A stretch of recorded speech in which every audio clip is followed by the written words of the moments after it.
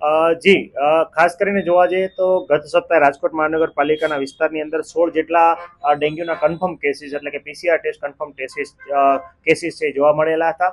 હાલ જે છે છેલ્લા 3 વીકથી 2 કે 3ના ઘટાડા સાથે ડેન્ગ્યુના કેસમાં છે ઘટાડો નોંધાયેલો છે. આમ છતાં જોવા જઈએ તો પ્રાઇવેટ લેબોરેટરી ઉપરાંત પ્રાઇવેટ હોસ્પિટલ જે આપણે નોટિફિકેશન જે શંકાસ્પદ ડેન્ગ્યુના કરે છે એમાં પણ જોવા જઈએ તો હાલ જે છે સ્ટેડી ટ્રેન્ડ જોવા મળી રહ્યો છે. કેસીસ છે હવે આગામી 3 સપ્તાહ પછી ઘટવાની શક્યતા જે છે નોંધાયેલી છે. હાલ જે છે હાલ ડેન્ગ્યુના કેસની સ્થિતિ જોવા જઈએ તો દર 3 વર્ષે જે આવો રેઝિંગ ટ્રેન્ડ છે ખાસ કરીને જોવા મળતો હોય છે. જે જોવા જઈએ તો 2021ના આ રેપ્લિકેશન સ્વરૂપે આજ કેસીસ છે વધારે જોવા મળતા. એની પહેલા 2018માં પણ આ જ પ્રકારનું ડેન્ગ્યુનું સ્વરૂપ જે છે એ જોવા મળ્યું હતું. એના કારણે ઘણી વખત જે છે ડેન્ગ્યુને કારણે છેલ્લી કન્ડિશનમાં ડેન્ગ્યુ હેમરેજિક ફીવર અને ત્યારબાદ જે છે ઘણી વખત મોત છે જોવા મળતા હોય છે. આપની જે 2 શંકાસ્પદ ડેન્ગ્યુને કારણે મૃત્યુ છે એમાં જોવા જઈએ તો એક જે છે એ જેનું મૃત્યુ થનાર છે એ પોતે પોઝિટિવ જે છે એ બોટાદ જિલ્લામાં આવેલો હતો અને બોટાદના ત્યાંનો લેબ રિપોર્ટ જે છે એ પીસીઆર કન્ફર્મ નહોતો પરંતુ શંકાસ્પદ ડેન્ગ્યુનો રિપોર્ટ હતો અને આના આધારે ત્યાં સ્થિતિ લથડતા એ રાજકોટ પોતાના પિતાશ્રીના ઘરે આવેલા હતા. જ્યારે બીજા કિસ્સામાં જે છે એનો NS1 જે રિપોર્ટ જે છે કોઈ પોઝિટિવ આપની પાસે ઉપલબ્ધ નથી પરંતુ જેના રિપોર્ટ જે દવાની સારવાર જે 10 વર્ષની બાળકી જે છે એની દવાની સારવાર જતા એમાં શંકાસ્પદ તાવની ટ્રીટમેન્ટ છે જે તે હોસ્પિટલે પ્રોવાઈડ કરેલી હતી.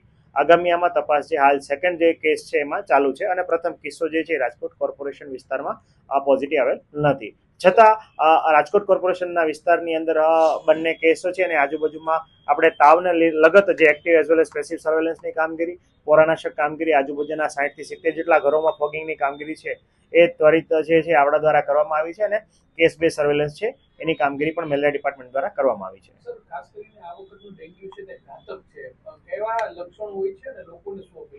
ખાસ કરીને હાલ આ વર્ષમાં જોવા જઈએ તો ડેન્ગ્યુમાં ઘણા બધા શંકાસ્પદ ડેન્ગ્યુમાં પ્લેટલેટ ઘટવાના કારણે મૃત્યુ અથવા કોમ્પ્લિકેશન કરવાના કારણે હૃદય, ફેફસા અને કિડની છે ફેલરના કિસ્સા ઘણી જગ્યાએ નોંધાયેલા છે. તો એમાં જોવા જઈએ તો આ વખતે રિપીટેડ ઇન્ફેક્શન આ વખતની સ્ટ્રેન છે એની ઘાતકતા ઘણી બધી જોવા મળી રહી છે. અગાઉ પણ એક રાજકોટ કોર્પોરેશનનું આશા બહેન જે છે એમને પણ ટ્રીટમેન્ટમાં હાઇપરફ્લુઇડ ઇન્ફ્યુઝનને કારણે મૃત્યુ થવાની શક્યતા છે એ નોંધાયેલી હતી. જેની પણ આપણે તપાસ કરી તો એ શંકાસ્પદ ડેન્ગ્યુ હતો. ખાસ કરીને આ વર્ષે પ્લેટલેટ જે છે એમાં ડિક્લાઇનિંગ ટ્રેન્ડ એટલે ખૂબ જ ઝડપથી એના ત્રાક કણો કે પ્લેટલેટ છે ખૂબ જ ઘટી જાય છે અને ઘણી વખત કોમ્પ્લિકેશન એટલે કે હેમરેજિક ફીવરમાં ડેન્ગ્યુ છે એ કન્વર્ટ થતો જોવા મળે છે. આ વખતની સ્ટ્રેનમાં પ્રાણઘાતકતા ઘણા કિસ્સામાં જોવા મળેલી છે. કન્ફર્મ કોઈ પણ ડેથ છે રાજકોટમાં પીસીઆર કન્ફર્મ કોઈ ડેથ નોંધાયેલું નથી. ખાસ કરીને હાલ જે છે એ કોઈ પણ આપણે ડેન્ગ્યુના સિમ્ટમ્સ જણાય એટલે ખાસ કરીને વાત કરીએ તો આંખના ડોળાની પાછળ દુખાવો, ખૂબ જ તાવ જે છે હાઈગ્રેડ ફીવર, સાથે સાથે સાંધા જે છે એ સિવિયર તૂટતા હોય અને સ્નાયુમાં તીવ્ર દુખાવો થતો હોય આવા કિસ્સા કોઈ પણ જણાય અને સામાન્ય દવા લેવા છતાં એટલે કે આવા કોઈ પણ તાવ હોય તો પેરાસિટામોલ જ લેવી, અન્ય એસ્પિરિન કે બ્રુફેન કે ડાયક્લો જેવી કોઈ પણ અન્ય દવાઓ જે છે એનો પ્રયોગ ના કરવો અને ત્વરિત જે છે નજીકના આરોગ્ય કેન્દ્ર કે સરકારી કે પ્રાઇવેટ દવાખાનામાં ખાસ કરીને ડેન્ગ્યુ માટેનો રિપોર્ટ કરાવો.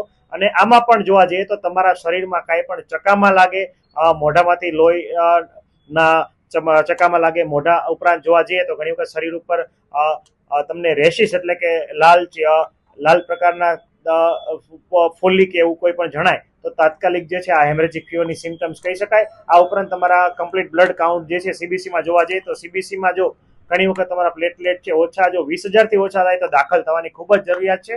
તો આવા કિસ્સામાં છે તમારા પ્લેટલેટ ઉપર ખાસ છે ધ્યાન રાખવું જોઈએ અને ડેન્ગ્યુના તાવના કોઈ પણ લક્ષણો જણાય તો પુષ્કળ પ્રમાણમાં પ્રવાહી સેવન કરવું જોઈએ. એક પ્રકારના વાયરસથી થતો રોગ છે તો તેમાં તમારા શરીરની રોગપ્રતિકારક શક્તિ અને ખાસ કરીને હાઇડ્રેશન એટલે કે પ્રવાહીની માત્રા શરીરમાં જાળવી રાખવાથી આની પ્રાણઘાતકતા નિવારી શકાય છે. અને ખાસ કરીને વાત કરીએ